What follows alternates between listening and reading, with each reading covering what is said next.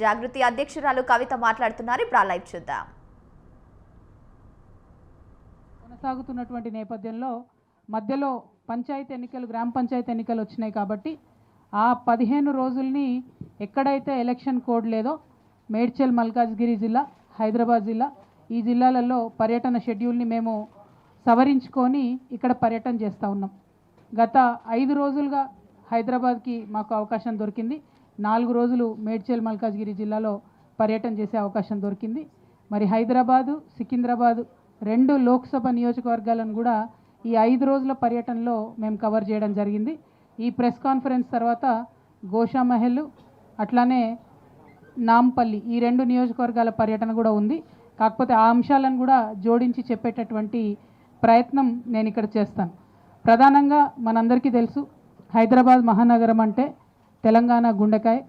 హైదరాబాద్ కోసం ఉద్యమించడం జరిగింది. ఆనాడు హైదరాబాద్ లేకుండా తెలంగాణ ఇస్తామని చెప్తే కూడా దానికి ఒప్పుకోకుండా తెలంగాణ వాదులందరం కూడా ఎట్టి పరిస్థితుల్లో హైదరాబాద్ని విడిచేదే లేదు, తెలంగాణ అంటేనే హైదరాబాద్, హైదరాబాద్ అంటేనే తెలంగాణ అని చెప్పి పట్టుబట్టి కొట్లాడి హైదరాబాద్ సహితంగా ఉన్నటువంటి తెలంగాణ రాష్ట్రాన్ని సాధించుకోవడం జరిగింది. ఆ తర్వాత హైదరాబాద్ ఎప్పటికైనా గ్రోత్ ఇంజన్గా ఉంది.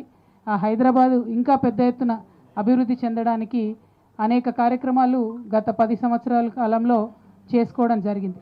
డెఫినెట్గా ఉమ్మడి ఆంధ్రప్రదేశ్ కన్నా బెటర్గా హైదరాబాద్లో కేసీఆర్ గారి నేతృత్వంలో కార్యక్రమాలు జరుపుకున్నాం.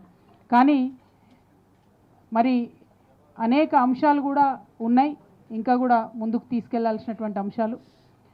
పైగా హైదరాబాద్ అంటే ఇప్పుడు విలీనం చేసినటువంటి 27 మున్సిపాలిటీలను కలుపుకుంటే 1 కోటి మంది పైచిలకు ఉండేటటువంటి, నివాసం ఉండేటటువంటి ప్రాంతంగా ఇప్పుడు హైదరాబాద్ అయ్యింది.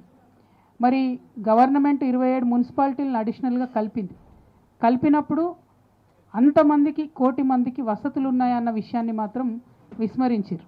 అంటే ఎగ్జాంపుల్, ఒక చిన్న ఎగ్జాంపుల్, ముందు హైదరాబాద్ మహానగరంలో 7,700 పైచిలకు ఆర్టీసీ బస్సులు ఉండేటివి, city bus.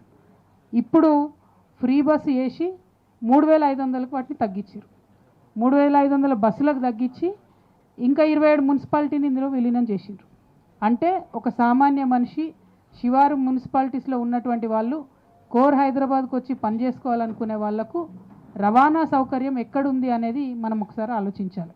At the same time మనం 1 కోటి మంది ఉంటే మనం ఉన్నదానికన్నా ఎక్కువ, దాదాపు నాకు తెలిసిన పాత ఫిగరే 80 లక్షల వరకు వాహనాలు ఉన్నాయి హైదరాబాద్లో. అంటే రోడ్లు ఎంత జామ్ అవుతాయి, పబ్లిక్ ట్రాన్స్పోర్ట్ లేక ఖచ్చితంగా ప్రైవేట్ వాహనాలు కొనుక్కొని వాడుకోవాల్సిన పరిస్థితి వచ్చింది. ఎప్పటి నుంచో చెప్పుకుంటూ వచ్చినాం, ఏది హైదరాబాద్ డల్లాస్ కావాలి, సింగపూర్ కావాలి అని. డల్లాస్, సింగపూర్, లండన్ కావాలంటే సామాన్య ప్రజలకు వసతులు కావాలి. మొదలు రోడ్సు, బ్రిడ్జులు, హంగామా ఓకే, అదొక దిక్కు.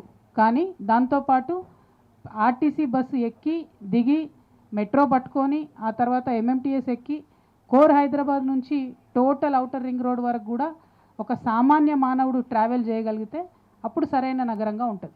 పెద్ద పెద్ద నగరాలు మీరు లండన్ చూసుకోండి, న్యూయార్క్ చూసుకోండి, పబ్లిక్ ట్రాన్స్పోర్టేషన్ బాగుంటుంది కాబట్టి ఎక్కువగా పనిచేసే అవకాశాలు ఉంటాయి. పబ్లిక్ ట్రాన్స్పోర్ట్తోని పనిచేసే అవకాశాలు, సంపాదించుకునేటటువంటి కెపాసిటీ లింక్ అయి ఉంటుంది. కానీ దాని మీద మనం దృష్టి తగ్గించడం. ఇప్పుడేం జరుగుతుంది, ఆర్టీసీలో ఎలక్ట్రిక్ బస్సులు పెడతామని చెప్తున్నారు. ఎలక్ట్రిక్ బస్సులు పెడితే ఏమవుతుంది, అది ప్రైవేట్ది, డ్రైవరు ఆర్టీసీ వాడు కాదు, ట్రైనింగ్ లేదు, ఛార్జింగ్ మాత్రం గవర్నమెంటే కడుతుందట. ఎందుకంటే ఎలక్ట్రిసిటీ ఛార్జింగ్కి డిపోలు ఇచ్చిండ్రు. అంటే మెల్లమెల్లగా ఆర్టీసీని మొత్తం ప్రైవేట్ చేసేటటువంటి ప్రయత్నం చేస్తున్నారు. సరే, ప్రైవేట్ చేస్తే మాకేమవుతుంది అని హైదరాబాద్ నగరవాసులు అనుకోవచ్చు. ప్రైవేట్ చేస్తే ఏమవుతుంది అంటే టికెట్ ధర ఎవరు ఎంత పెంచినా ఏం అడగడానికి మనకు అవకాశం ఉండదు. ఇప్పుడు గవర్నమెంట్లో ఉంది కాబట్టి టికెట్ ధర 10 రూపాయలు పెంచితే కూడా మాలాంటి వాళ్ళం పోయి కొట్లాడడము, మాట్లాడడము, అడగటము ఉంటుంది. ప్రైవేట్ అయినాక వాళ్ళు ఎంత డిమాండ్ చేస్తే అంత చేసేది ఉంటుంది. గవర్నమెంట్ బస్సుల్ని సగానికి సగం తగ్గించి ఎలక్ట్రిసిటీ బస్సులు పెట్టారు. సరే, హైదరాబాద్లో కొత్త నగరాలు, పాత నగరం 2 కలిసి ఉన్నాయి. మరి అక్కడ గల్లీలు చిన్నగా ఉన్నాయి చాలా చోట్ల. అంతకుముందు సెట్విన్ బస్సులు తిరిగేటి, చిన్న బస్సులు, అవి అన్ని గల్లీలకు పోతుండే. ఇప్పుడైతే పెద్ద పెద్ద కాలనీలలో కూడా ఆర్టీసీ బస్సులు పోతలేవు. రిక్వెస్ట్ బస్ స్టాప్లో ఆగడం అనేది బంద్ చేసిరు కంప్లీట్గా. రిక్వెస్ట్ బస్ స్టాప్ ఇక్కడ ఉంటే ఎక్కడో ఆపుతున్నారు, ఎందుకంటే ఫ్రీ బస్సు. వికలాంగులు నిజంగా చూస్తే ఏడుపు వస్తుంది. ఎవరైతే ఫిజికల్లీ హ్యాండిక్యాప్డ్ ఉంటారో అసలు వాళ్ళకి బస్సులు ఎక్కే అవకాశమే లేదు.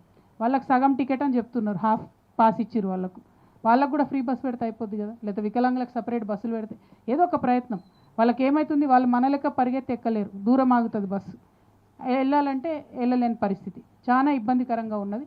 సో ట్రాన్స్పోర్ట్ సిస్టమ్ మంచిగా కానంత వరకు హైదరాబాద్ ఎట్లా విశ్వనగరం అవుతుంది అన్నది అర్థమైతే లేదు. మేము ఇవాళ ఈ 4.5 రోజులు చేసినటువంటి పర్యటనలో కూడా ఎక్కడికి పోయినా స్కూల్ స్టూడెంట్స్, కాలేజ్ స్టూడెంట్స్, ఆడబిడ్డలు ఒకటే చెప్పిండ్రు, బస్సెస్ లేవు, దయచేసి మాకు బస్సులు వేయించండి. ఆ తర్వాత మేము రీసెర్చ్ చేస్తే సగానికి సగం బస్సులు తగ్గించారు హైదరాబాద్లో అని తెలిసింది. మరి ఇది కరెక్ట్ కాదు, దీన్ని ప్రభుత్వాలు సవరించుకోవాలని చెప్పి మేము డిమాండ్ చేస్తూ ఉన్నాం. అదేవిధంగా మరి మనం చూసినట్టయితే ఇంకొక ప్రాబ్లం చాలా పెద్ద ఎత్తున మాకు ప్రజలు చెప్పింది ఏంటంటే ఈ కుక్కలు గరవడం, స్ట్రే డాగ్స్ విపరీతమైన ప్రాబ్లం. ఎంత విపరీతమైన ప్రాబ్లం అంటే చాలా దగ్గరలో ఎక్కడంటే అక్కడ చెత్తబడేసి ఉంటుంది. ఆ చెత్తబడేసి ఉన్న దగ్గర స్ట్రే డాగ్